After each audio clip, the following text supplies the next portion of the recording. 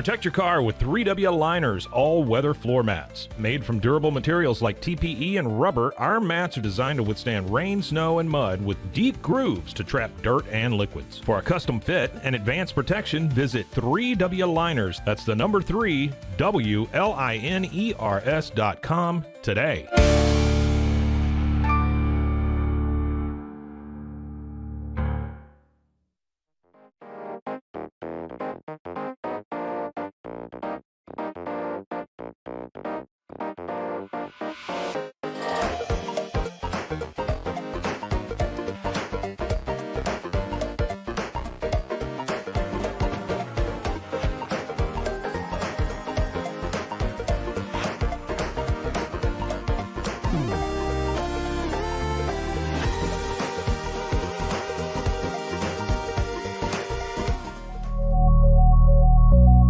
At Acasis, innovation drives us. Since 2008, we've been creating cutting-edge technology products that make your life easier. With a focus on performance, design, and customer service, we're here to help you work smarter, not harder. Join us on our journey to simplify your world. Visit Acasis.com today. That's ACASIS.com today.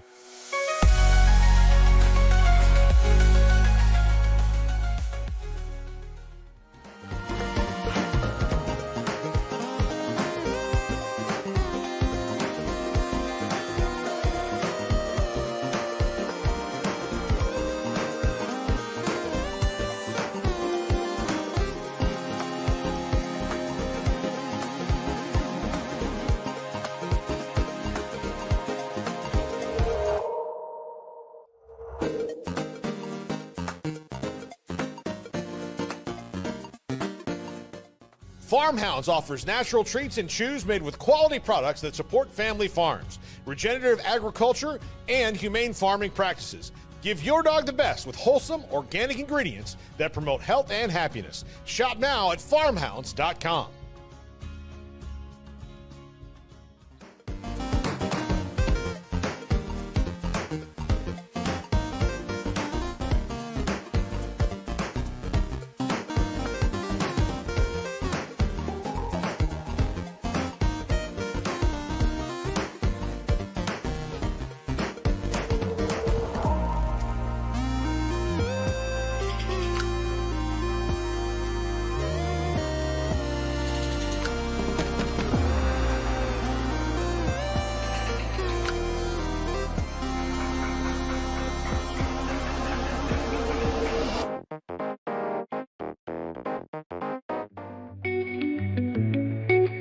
Unlock a world of convenience with Mully Box, your one-stop solution for personalized subscription boxes delivered right to your door.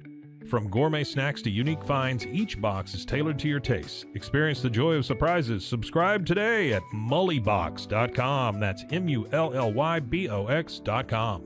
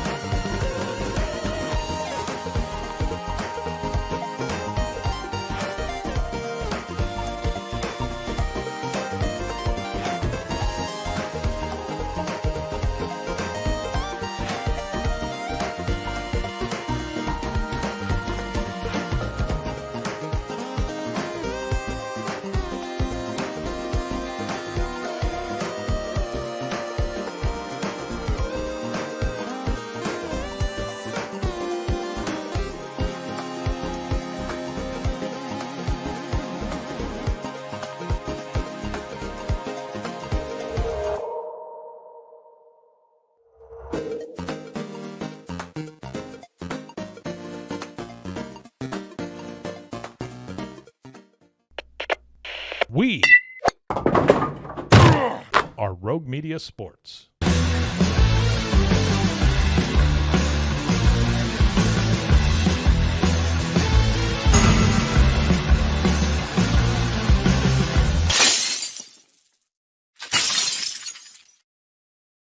Yes, sir. Yes, ma'am. It is the Cam Show.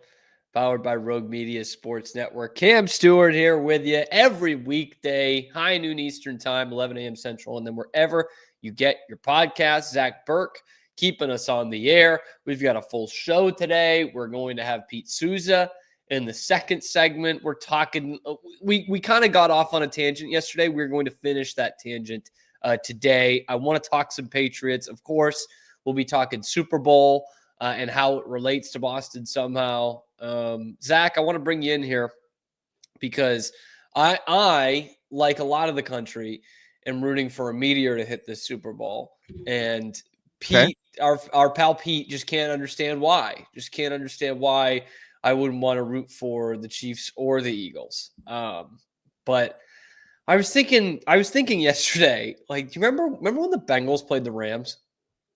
Like, just in general, or like in the Super Bowl a couple years ago? The Bengals. Oh, yes.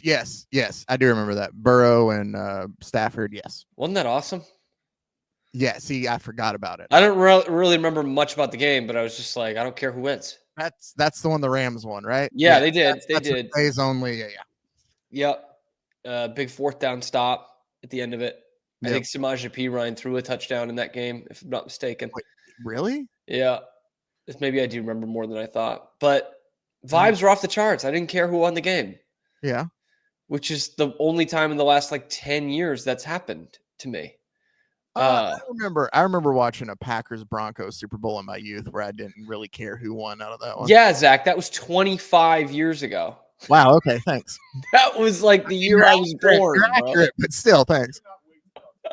That was so long ago. Pete is is chomping at the bit for the next segment. Oh, Pete can't wait, I'm sure. I missed that, bro. Have Pete on. Yo, too. Cam, here's a teaser. I watched the first quarter of Super Bowl 20 last night, and the Patriots had so many opportunities. That's all I'll say. They had the lead, yeah.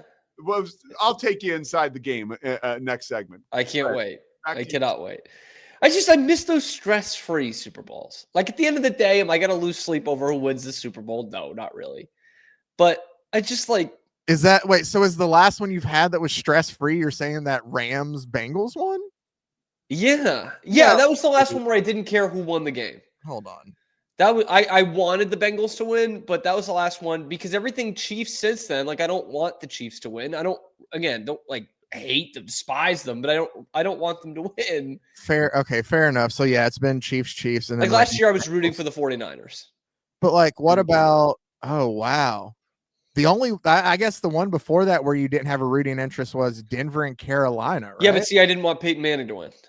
Okay, so then we have to. I wanted Peyton to continue to be a huge choker. So then you would care. Okay, then it's Baltimore and San Francisco from back in 2013. Was really the last one. I was rooting against Baltimore, but I didn't really care. Here is what I remember about that Super Bowl: is that the radio station was there at the time, like we did. And Terrell Suggs hit on my co-host's hit on Q's mom there. That's very cool. That Super Bowl. Terrell, it just fit. That seems like a Terrell Suggs. Very cool. So we should get Q on next week, preview the Super Bowl and tell that story. Yeah. I think he might have. Well, no, I'll save that one for that's between us, bro. Okay. All right. It's not that scandalous. I don't want to sound like that, but still I don't want to give away his business. So all right, Zach. So I kind of asked you this last week, but I want to get more in depth into this. Okay. Because I'm now seeing people on Twitter. This is kind of a movement on Twitter. Maybe not the majority, but kind of a movement of people saying, I hate this Chiefs thing more than I hated the Patriots thing. This dynasty. I want this to die more than I wanted the Patriots one to die.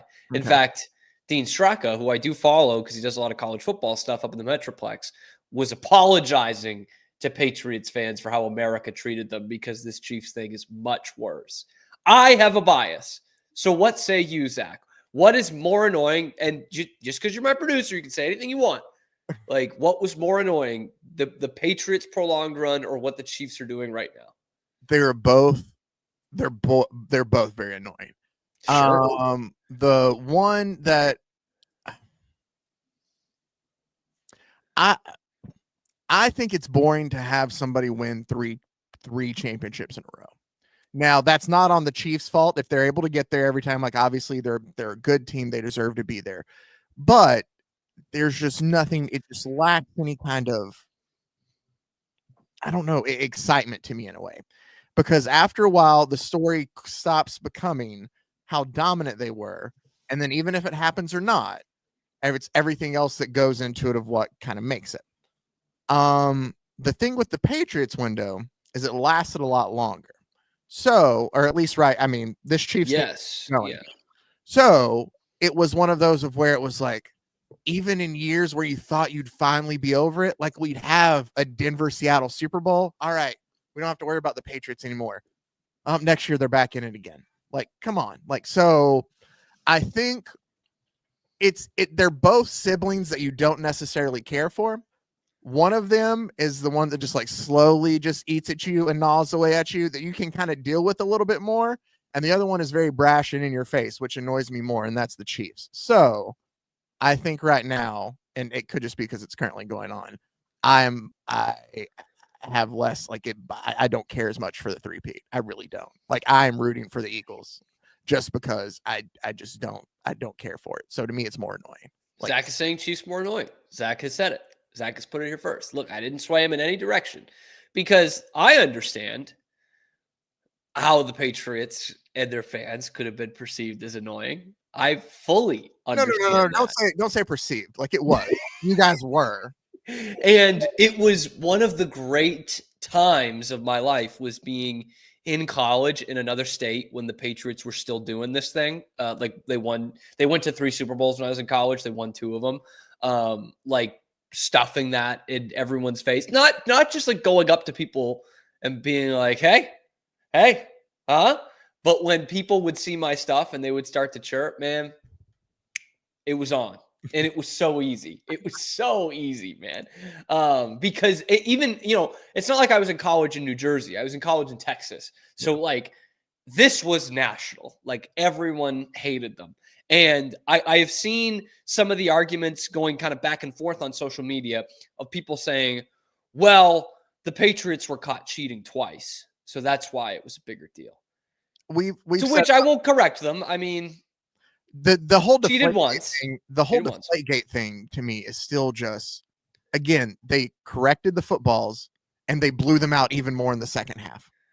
The Deflategate thing never made any sense anyone, but that had so much, that was what was so amazing about it, was it had so much legs because the Patriots were so hated. It had legs around owners around the league because they hated the team. Is it similar? Is it similar in a sense then of the argument of how the Chiefs get all the calls right now? In a way, yeah. And I was gonna say, like, the Chiefs don't have any cheating scandals yet. Okay, the Patriots won 3 Super Bowls before any of this ever came up. Like Spygate didn't come until 2007. All right. So maybe there is something around the corner for the Chiefs. Like that, something is going to be there. It happens with all great teams, every single one. There's some sort of accusations, whether you think they're credible or not. But yeah, sorry. What did you say in there? Oh, I was just saying you were talking about, we had talked about the cheating scandals and if the Chiefs and the whole, how they get all the calls from the ref is just kind of sometimes some of it, like that's the thing. Watching that Texans game, I could find plays and be like, I can complain about that, but that's not the reason they won. Like, so I think that sometimes things are put into it more, just like with the Patriots at the time, more was given into it just because you're so ready for this dynasty or whatever to be done that you're grasping at, like, oh, well, they're a bunch of cheaters. That's why they're doing this. Oh, they're getting all the calls. That's why they're doing this. And I will say this as well to compare it to the Patriots dynasty, because I think that's a fair thing to compare it to at this point. The Patriots, I don't want to say got all the calls, but definitely had some things go their way, right? Like, so the Tuck rule, that was the rule. That was the correct call, but it's a rule that no longer exists, and it's one where, like, clearly he was tucking the ball back into his body. So that's a beneficial thing. It's not like they got, that the Raiders got cheated the way they thought they did. That's a beneficial thing, right? And they had the ball at the end of Super Bowl 36, and they had the ball at the end of Super Bowl 38, and John Casey kicked it out of bounds. And, like, there were some things that break in their direction, no doubt.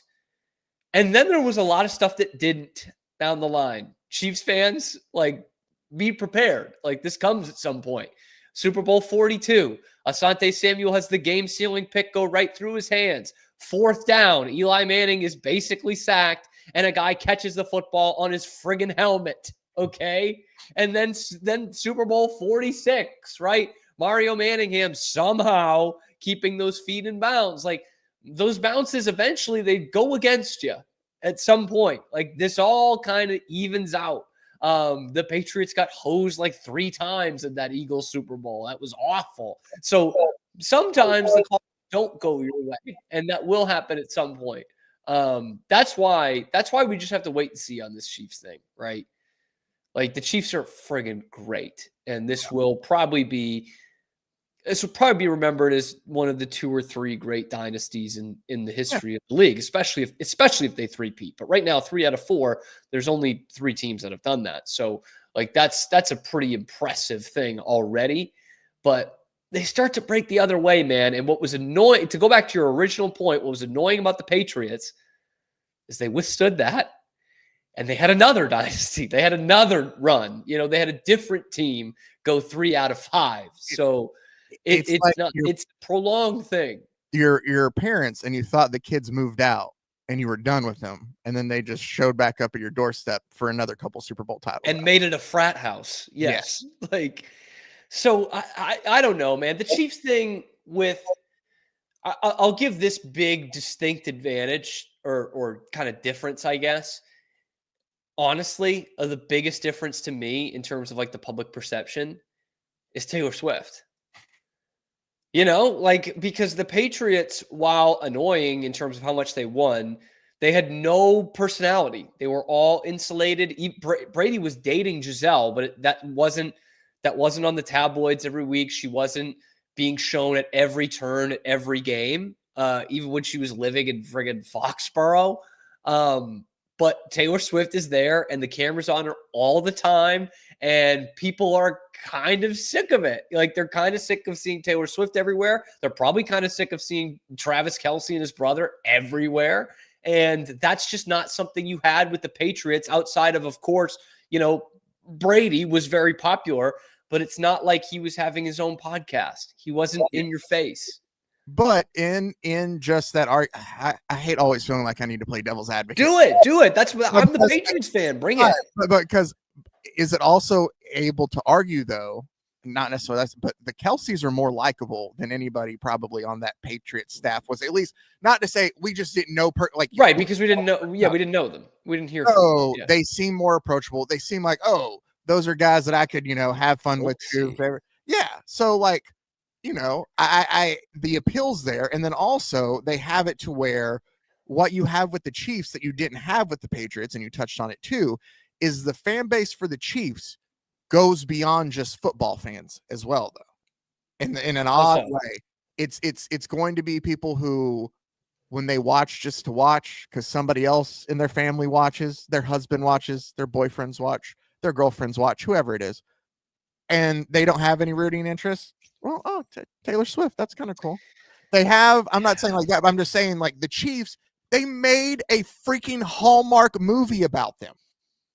I know there will be, that's a good point. I know there will be probably mostly females, I'm assuming this, on my Instagram who are posting their stories about the Chiefs winning the Super Bowl. And I'm going to be like, you're not a fan. Like, and me. That we don't need to rehash this. That bugs the crap out of me. In fact, I know there's one right now who I follow on Instagram, a friend from college who is a Cowboys fan, quote unquote, and is posting about the Chiefs, like literally because of Taylor Swift, because she loves Taylor Swift. And I'm like, that would bug the shit out of me. Like, it does. And there's no like inverse comparison, right? There's no like, I don't know, someone from my team is dating Sabrina Carpenter, so I post about Sabrina Carpenter and the Taylor Swift fans get mad because it's not a competition, right? Football is. And that I know that pissed people off with Patriots fans. And honestly, it kind of pissed real like Bostonians, New Englanders off too, that there's just these Patriots fans. Oh, because I just like Tom Brady.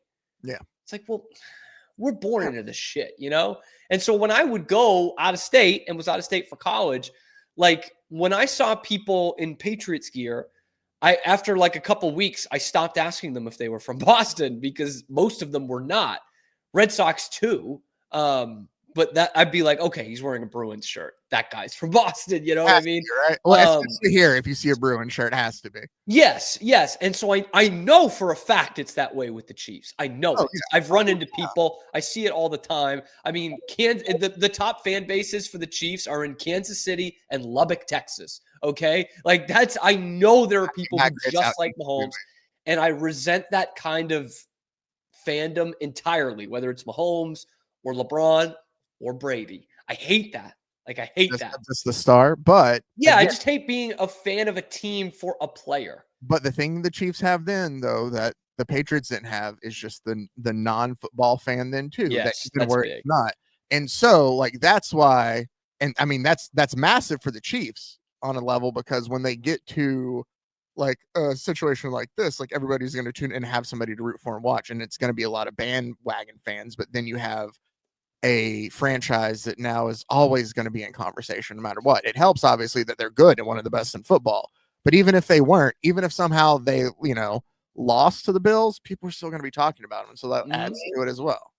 And another thing, from purely a Patriots fan standpoint, what will sometimes grind my gears is something happens around the Chiefs. And I would think, like, 10 years ago, if that was the Patriots, that would be the biggest story in America. Okay. Like Andy Reid's son drunk driving from the facility the week of the Super Bowl and making a little girl a vegetable. Like that would be, there would be all these think pieces about how Belichick should resign if it was his son, and that he should never work in football again, and that the Patriots shouldn't be allowed to play in the Super Bowl. Like it would be they made the biggest story in America about footballs being deflated from the cold weather, and made it a conspiracy theory. And with the Chiefs, it's just like, oh, Travis Kelce and Taylor. Oh, my God. Oh, look at Patrick Mahomes. Perfect little family. Andy Reid's fat. It's just like it's this fucking clown show. And I shouldn't get bugged by it. But, of course, some of us do. And there's, I guess, a jealousy in that. I'm jealous that they continue to win and the Patriots have not won anymore, do not win anymore. But I don't know. I can definitely see why some people not tied in with the Patriots at all are sick of this Chiefs thing, but I also can't exactly put myself in the shoes of what it was like to be a Patriots hater all those years. I think I have a good understanding because I got to gloat every time, so I know how much it rubbed people the wrong way, but never quite in that sphere. I have to root for the Giants because of that. Yeah. Doesn't that suck? Yeah, like that's the thing, is part of me just will never be able to forgive the Patriots for making me have to root for the Giants. And what, you almost got the Packers. I think they beat the Packers in the NFC Championship in 2007. In fact, I know they did, which America can get behind the Packers. Outside of this city I'm in right now, everyone can get behind the Packers. That's true. And then they beat San Francisco the second time. Yeah. Which definitely America would have got behind. Yeah. Especially because that would have been Brady's fourth, which would have tied Montana. Just saying. And yeah, I mean, we talked about this yesterday, but I just don't, like, because of that thing we talked about earlier with kind of the luck and how things bounce against you. Like, we can't just say, oh, well, Pat's already won 3. He's going to win 7. Like, I don't know, man. Like, that's just such a reach. And again, like, Brady did not have a Travis Kelce. No, that first go around. He had Gronk the second go around. So I'm not saying he didn't have anything, but like it's tough in this salary cap era to keep that thing going. And Kelce's going to retire after this game. I mean, this is going to be his last NFL game. And that's just a tough thing to overcome. And that's what made the Patriots so great. Was they continued to do it. Think he'll propose too? I heard that in the script. Have you seen that in the script? The script says they're going to win. He's going to propose to Taylor on the field and then retire. Yep. Honestly, dude, that wouldn't stun me in the least bit. You can't, I mean, that's talk about going out into the sunset, man. Like winning a Super Bowl, retiring on top, and then getting ready to marry the most famous star in the entire world.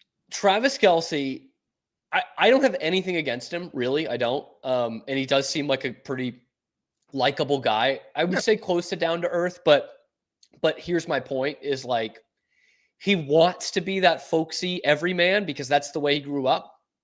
But you don't just make like a public plea to start going out with Taylor Swift and be the everyman. You know what I mean? And like, this is absolutely something he would do. Like, yeah, I'm just your normal everyday guy from wherever, Ohio. And I just, I date the most famous person on the planet and then propose to her after I win my third straight Super Bowl. Yeah, what are you talking about, Cam? We all have that opportunity, don't we? Yeah. It comes to us all. At this point, you just can't be like, it's okay. You can't be the folksy guy anymore.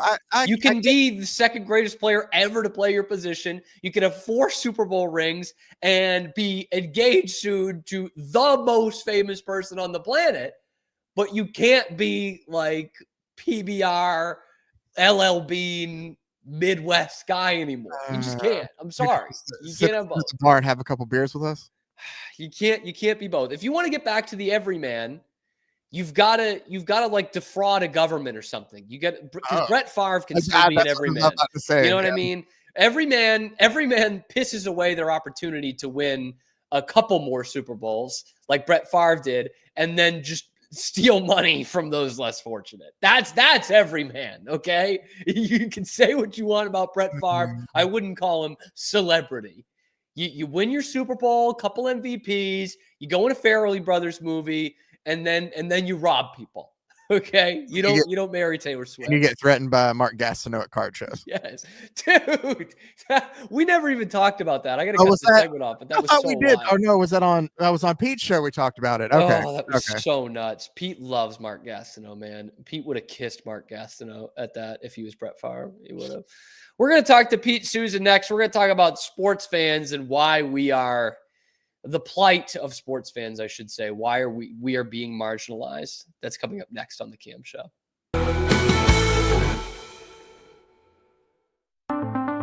Transform your workspace with Hanomi Ergonomics. From adjustable chairs to standing desks, we provide solutions for comfort and productivity, whether at home or in the office. Improve your posture, reduce strain, and work smarter. Visit us at hanomi.co today. That's HINOMI.co today.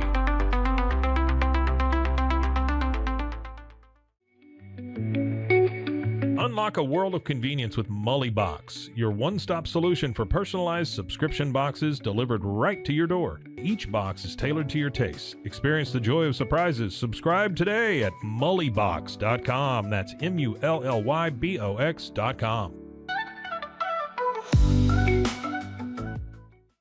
Unlock your full potential with Onnit, your go-to for premium supplements, fitness gear, and wellness essentials. Whether you're training hard, recovering faster, or just looking to feel your best, Onnit has the tools you need to perform at your peak. Visit Onnit, that's ONNIT.com, and elevate your mind, body, and spirit today.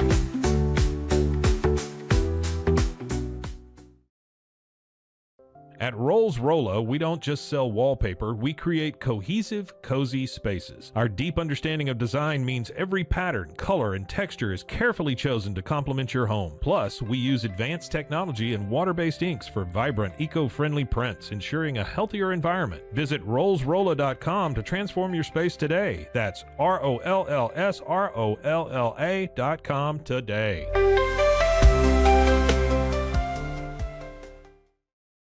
Relax with Hemp Delicious. Organically grown hemp, massively blended with delicious organic herbs, responsibly sourced for their holistic benefits. Each sip offers calming, antioxidant-rich wellness. Brewed just for you. Sip the calm with Hemp Delicious. Find your blend at hempdelicious.com. At Tusain's, we understand that maintaining a healthy lifestyle can be challenging, especially in today's fast-paced world. That's why our mission is to make fitness accessible to everyone, anywhere. Committed to excellence, we adopt a user-centric approach guided by ergonomics and medical science. With a team of seasoned professionals in R&D, design, and manufacturing, we prioritize quality across our entire product line. Visit Tusains.com today and start your journey to better health. That's TOUSAINS.com.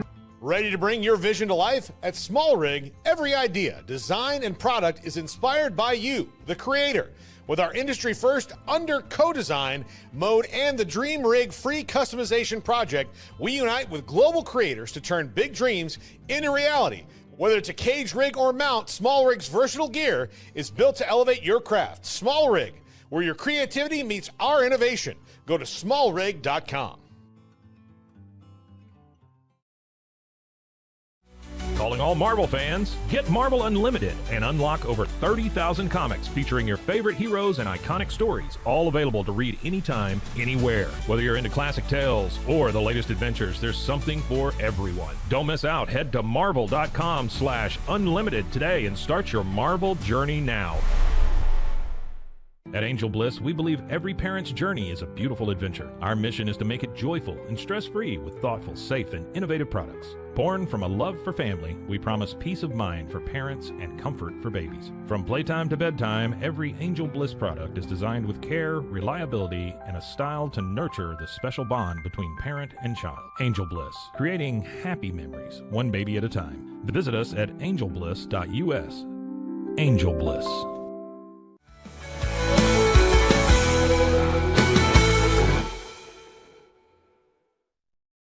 My Angel Bliss is here with Pete Souza of the Pete Souza. Hello. Pete, how you doing today? I'm actually doing pretty good. I didn't sleep great last night, and that brings me to our first topic. But I feel great. I watched Super Bowl 20 last night as I was trying to fall asleep. Full, broadcast, Dick Enberg, Merlin Olsen, and I was blown away by how in the game the Patriots were up until the end of the fourth quarter. And not only that, but they were making plays all over the field, like on special teams. And they were, the Cowboys the Bears generated a turnover on the Patriots 3-yard line. And the Patriots defense gets a 3-and-out, and keeps the score to 6-3. The biggest play of the game early on, Cam, before they kicked that field goal, the Patriots, to go up 3-0. Stanley Morgan had a touchdown go right off his hands. Yeah, which really sucks because Stanley Morgan's one of the great underrated players in the history of football, let alone the Patriots. Yeah. And Don Blackman in coverage drops an interception that he could have taken to the house. It wasn't as bad in that first quarter early on as I think people think it was. And the Patriots could have won that game. I'll tell you that right now. But, man, nothing really went their way. No. It was a tough year. It was the beginning of a tough year for Boston sports because, it's some good, some bad. So the Patriots get blown out in the Super Bowl after their biggest win ever, beating Miami the week before, which probably – superseded their win over Oakland, which was their biggest win ever, probably a few weeks before that. So then the Bruins get knocked out by Montreal for the fifth year in a row. That year in the playoffs, the Celtics win the title with maybe the best team ever. And then the Red Sox completely blow it in the most epic fashion a World Series has ever been blown. Yeah. So it's kind of a tough year. 86. What a year, though. And what those uniforms, I don't know how that works out because that the Bears were favored. I don't know how they did the uniforms back then, if they flip a coin, but if you're the Patriots, you want to wear those red unis. Yeah. So they were beautiful. And the Cowboys, and they're white. I don't know. So I don't know how that was determined. Maybe they went back and forth that day, back in the day. I have no idea. But yeah, the Patriots are so good in those uniforms. So I hate when teams go in reverse and just be like, oh, let's go back to this because we because maybe it'll sell some more stuff. But I would have no problem with the Patriots going back to that color palette full time. Oh, And Just have a navy blue alternate that you wear once or twice a year, and do that because the white looks just as good. I mean, it's fantastic. And I don't know what it is. What about the old Patriot logo? I mean, yes, I'm in on that 1,000%. That's just a better logo. I actually don't mind the Flying Elvis that much, but that is objectively Pat Patriot's a better logo. And I don't know what it is, but they've started doing the red a couple times a year the past few years. I don't know if it's the Nike jersey or just the HD TV, but it looks even better now. Like it pops even more now. And it's perfect, man. It's America.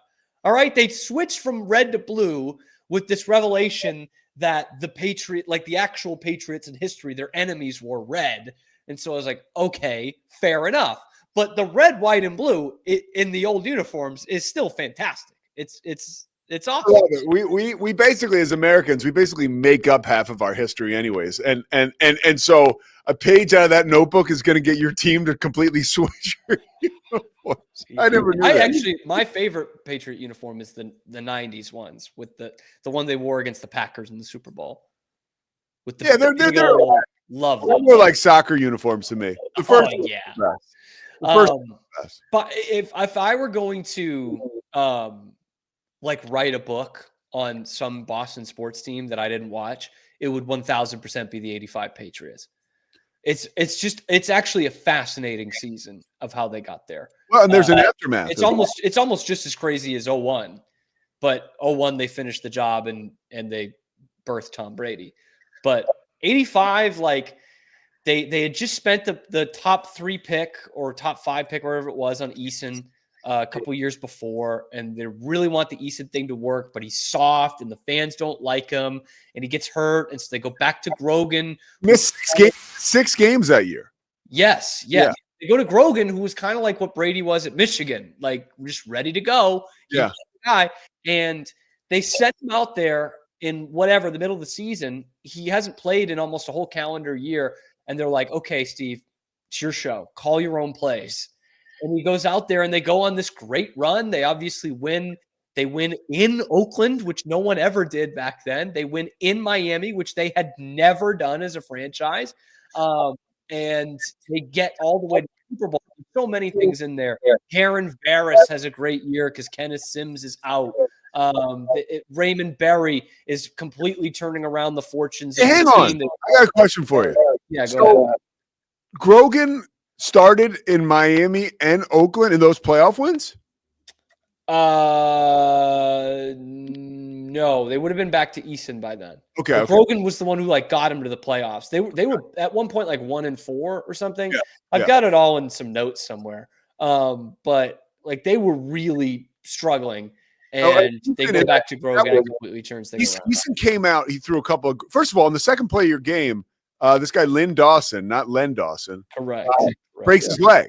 It was rough too. It was totally 1985 turf monster. Just ruins your fucking career, which sucks, right? Nobody talks. Those were the days, man. Yeah, it sucks. That shit used to happen all the time in the 80s. And I mean, this guy's just getting carted off, and it's so funny now because it's like, a guy getting carted off in the 80s. Let's just say it was a little different. Now it's like, we'll be right back. And there's teams on their knees, all around the players. In 1985, there's a fucking a cartoon helmet, driving off with the guy. It's like beep beep. It's like, yeah, there you go. Right, hope he's alive at the end of the game. Okay, back to the broadcast. So they had not, by the way, they had not won a playoff game since 1963.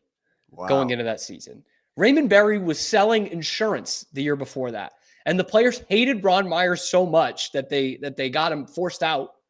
And Rod Rust, who ends up becoming the worst Patriots head coach in history, was brought back because the players loved him too, but they hated Ron Meyer. You know who rushed for 1,000 yards for the Patriots that year?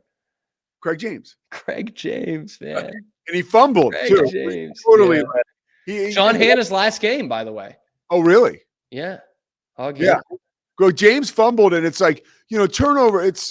Turnovers in big games like that, they're unforgivable. It's such a shame. Walter Payton fumbled on his second carry, and they kind of put him the Bears put him on ice after that. And he never scored a touchdown. It was which is a big devastating for him. Yeah.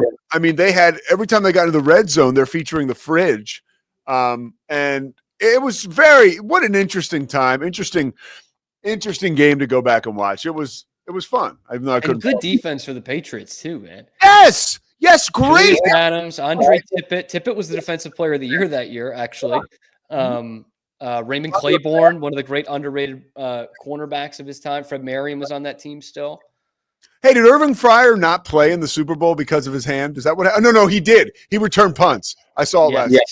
Yeah, that sounds right. Boy, this is what we were going to talk about, huh? Yeah. Well, and then man. Thing, you'd have to write a couple chapters after the season because then there was a big cocaine scandal, right? Didn't like Shaughnessy or somebody write a story about them being on coke? The Patriots football team. Yeah, I would have to go back and who wrote it. Yeah.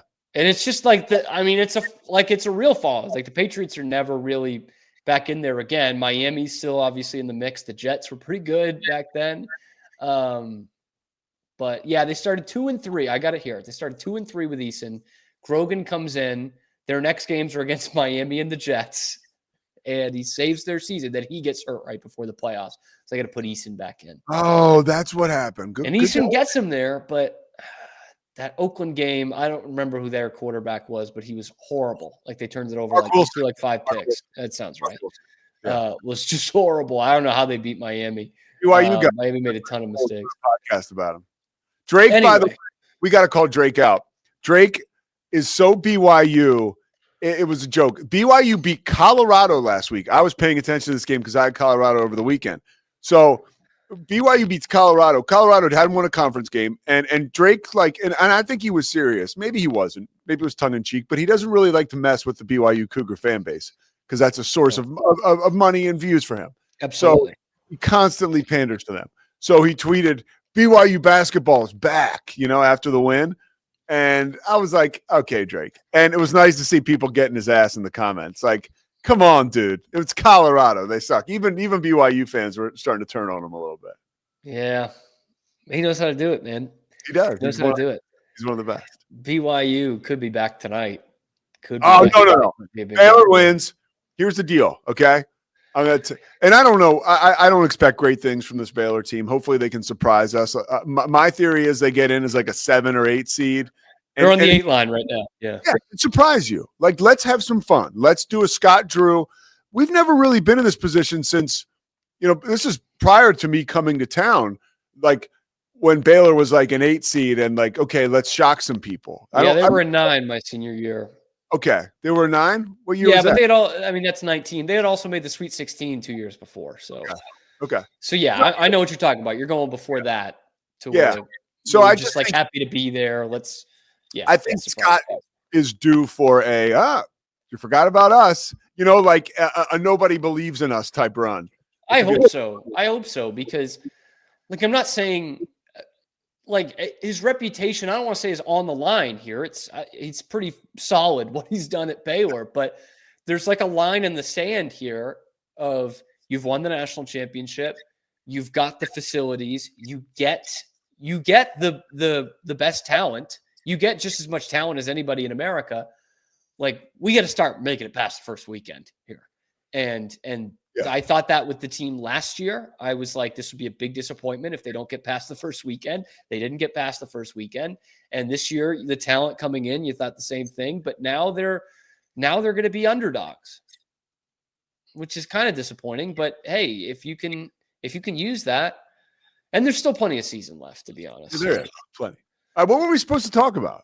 The sports fan, the middle class sports fan who can't get the games anymore. Wait, what is this? Refresh my memory. We were talking about it yesterday. I know. You were saying hockey is the only one that can still be emblematic of your city. And I think even that's going away, Pete. It's really expensive to get the hockey games. Although I'll tell you what, before we get too much into that, because I know you got to go in a few minutes, but I will be attending a college basketball game tomorrow night. I will be seeing 2 guys who might be taken in the top 5 of the NBA draft in a college basketball game in a major market tomorrow night for about $12. Rutgers is playing at Northwestern. and I'm going to walk to the game and Nice. see Ace Bailey and the other guy. What's the other kid's name? I forget. He's got a cool name as well. I can't believe I forget.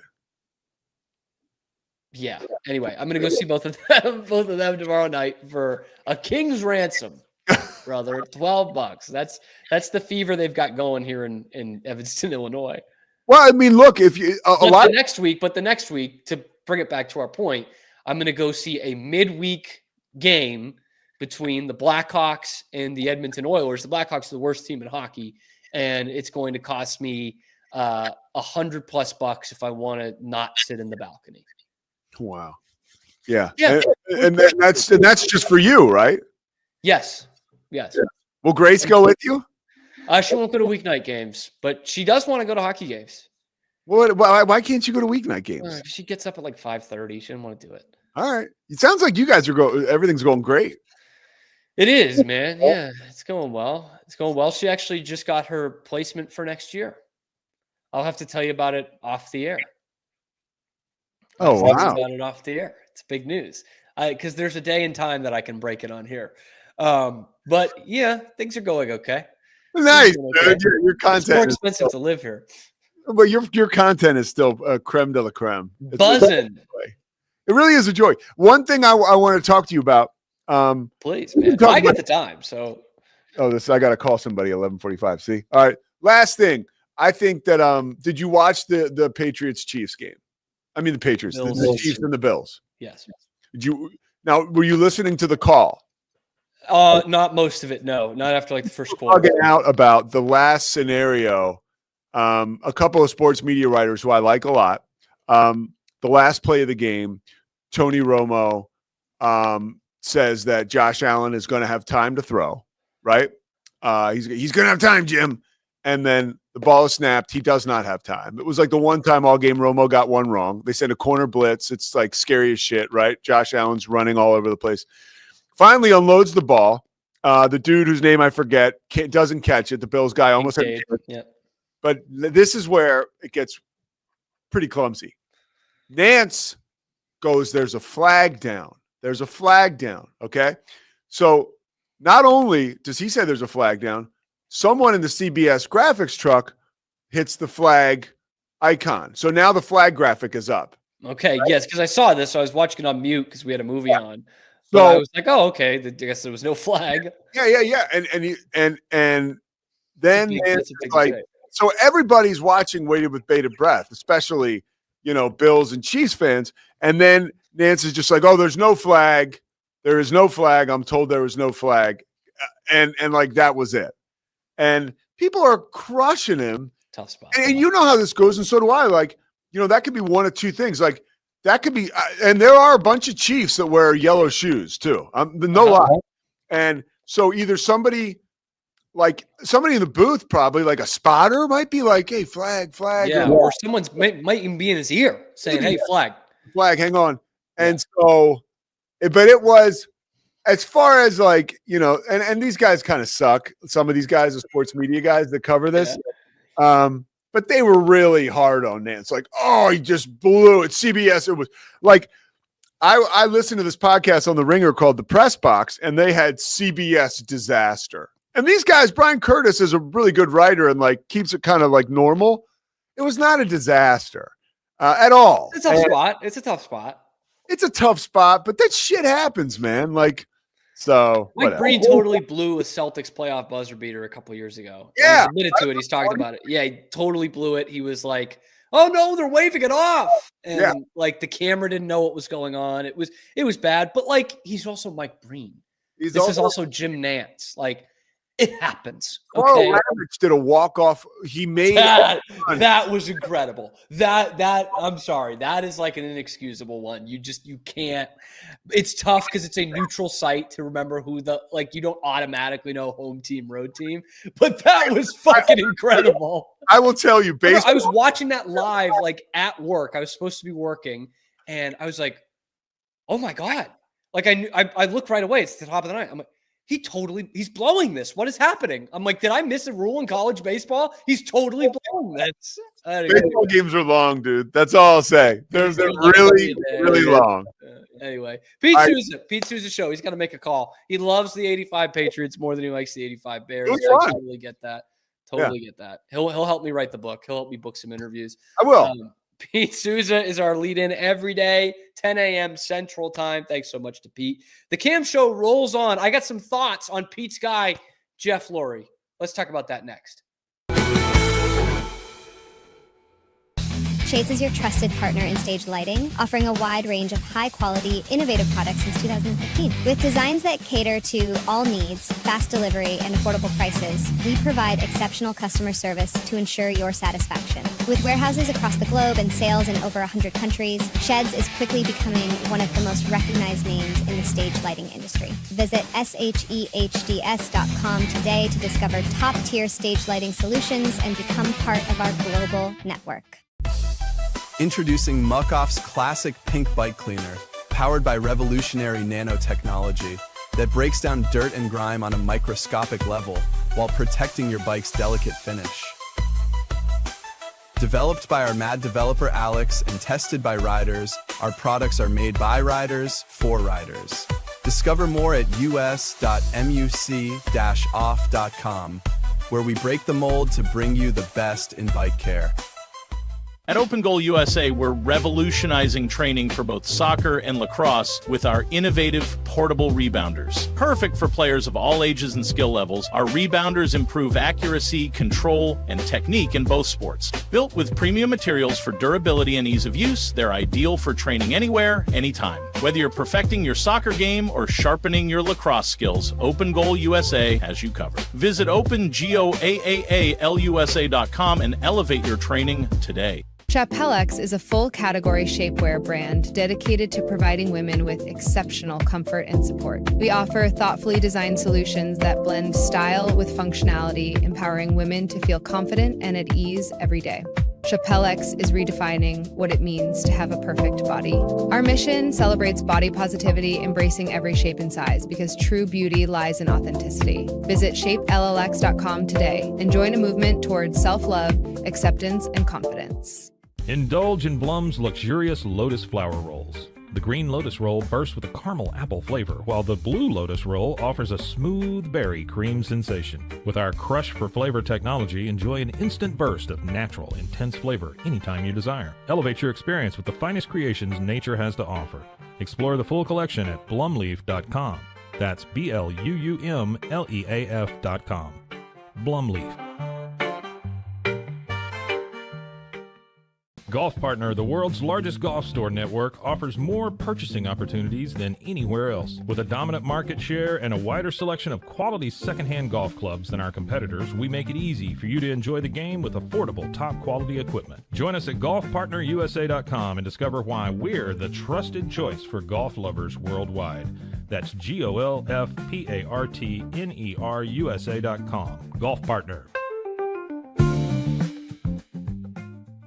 At Terrapin Ridge Farms, they believe in the joy of effortless entertaining. Inspired by CEO Mary O'Donnell's mom and her legendary holiday parties, they've crafted a line of gourmet foods that turn any meal into a celebration. From savory jams to mustards, aiolis, and more, their products are made with love, bringing unforgettable flavors to your table. Whether it's a casual get-together or a special occasion, they make it easy to impress. Terrapin Ridge Farms, where great food and great memories come together. Visit them at terrapinridge.com. Terrapin Ridge. Relax with Hemp Delicious. Organically grown hemp, massively blended with delicious organic herbs, responsibly sourced for their holistic benefits. Each sip offers calming, antioxidant-rich wellness. Brewed just for you. Sip the calm with Hemp Delicious. Find your blend at hempdelicious.com.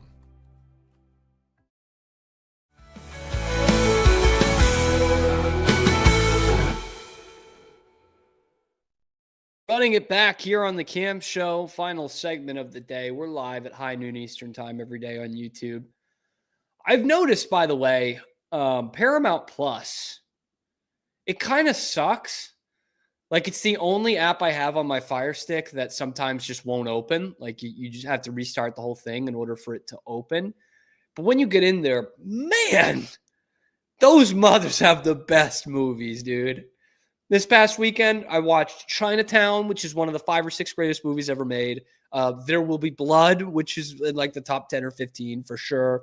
I'm currently watching Shutter Island. But what's actually pretty interesting is over the weekend, here's how much Paramount Plus still sucks in a lot of ways.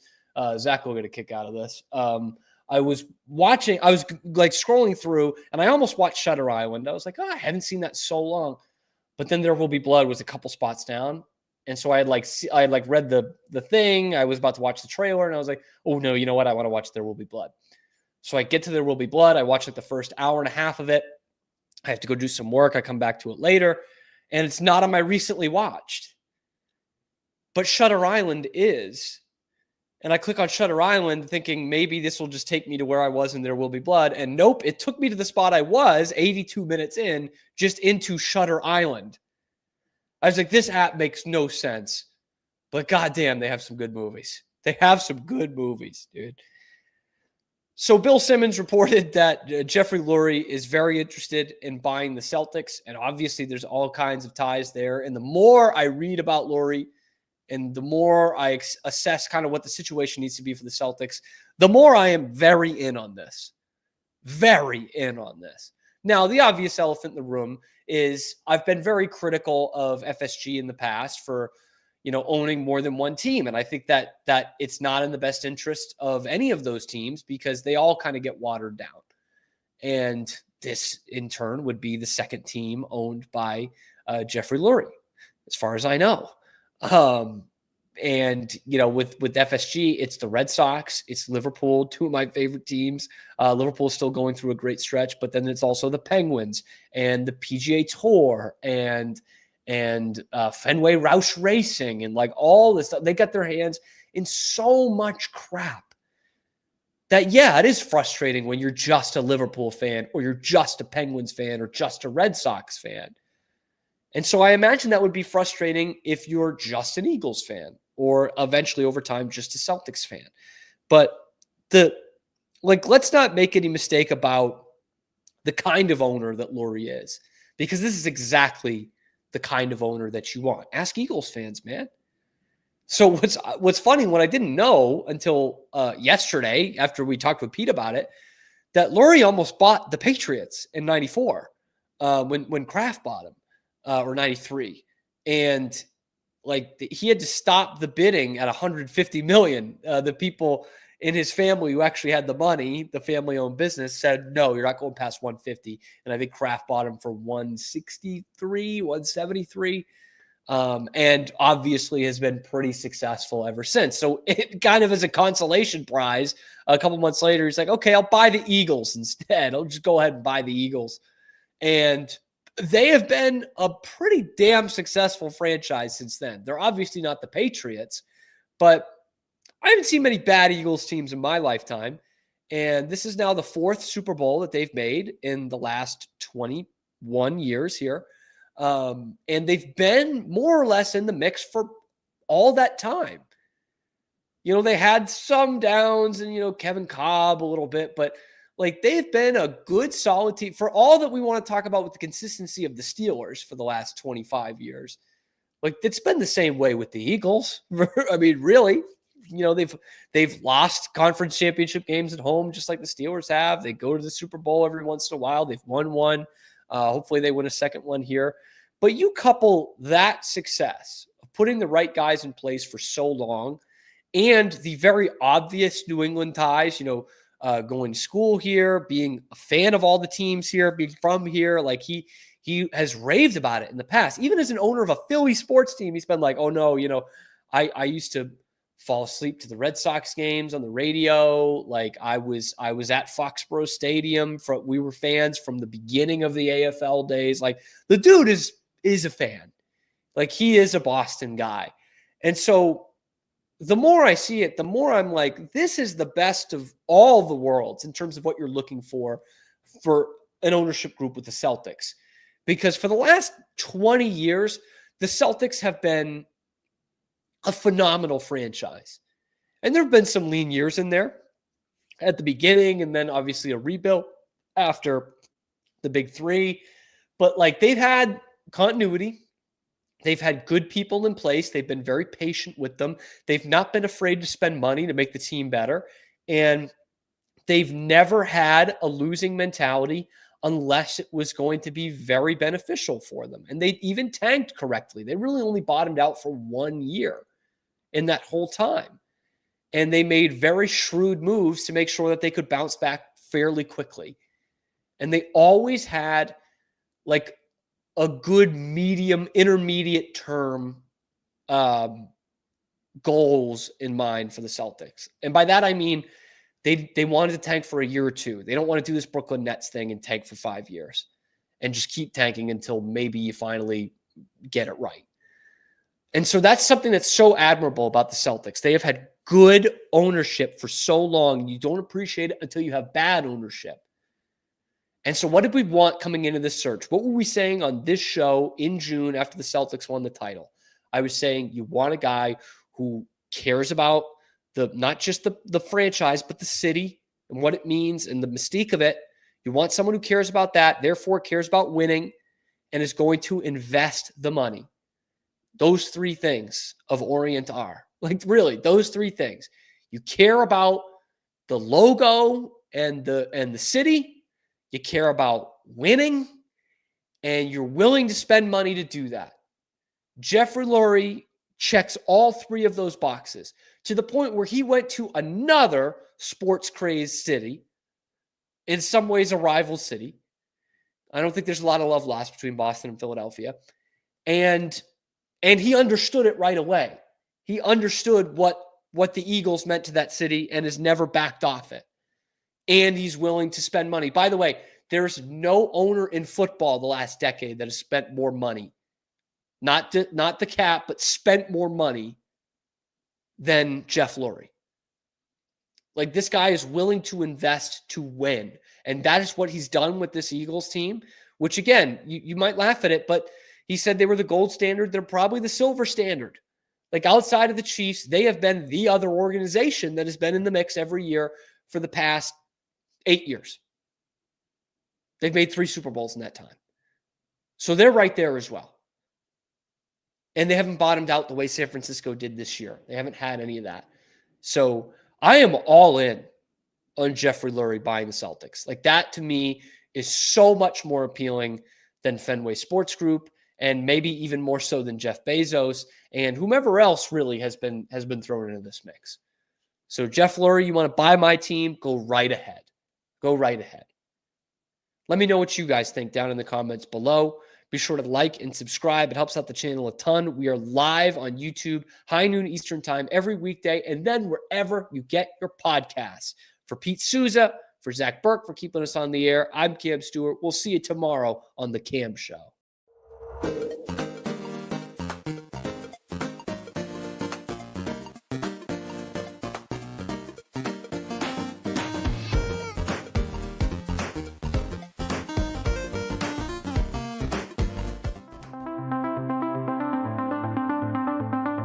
Transform your workspace with Hanomi Ergonomics. From adjustable chairs to standing desks, we provide solutions for comfort and productivity, whether at home or in the office. Improve your posture, reduce strain, and work smarter. Visit us at hanomi.co today. That's HINOMI.co today.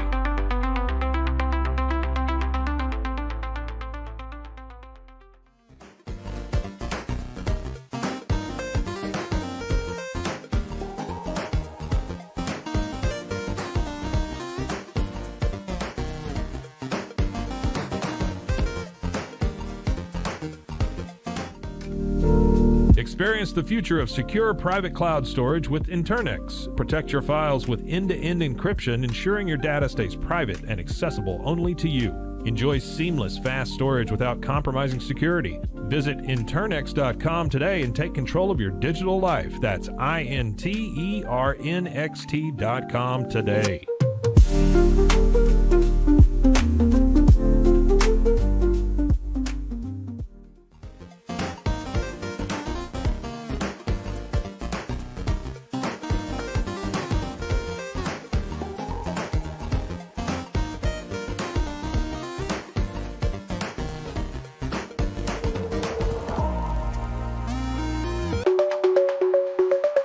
Protect your online privacy with NordVPN.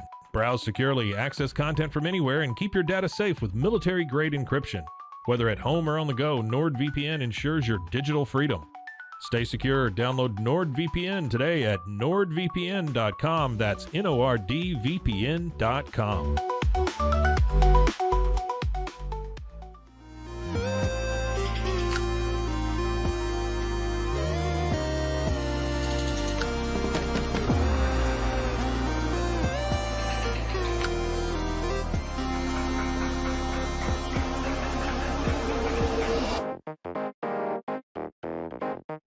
Tusains, we understand that maintaining a healthy lifestyle can be challenging, especially in today's fast-paced world. That's why our mission is to make fitness accessible to everyone, anywhere. Committed to excellence, we adopt a user-centric approach guided by ergonomics and medical science. With a team of seasoned professionals in R&D, design, and manufacturing, we prioritize quality across our entire product line. Visit Tusains.com today and start your journey to better health. That's TOUSAINS.com.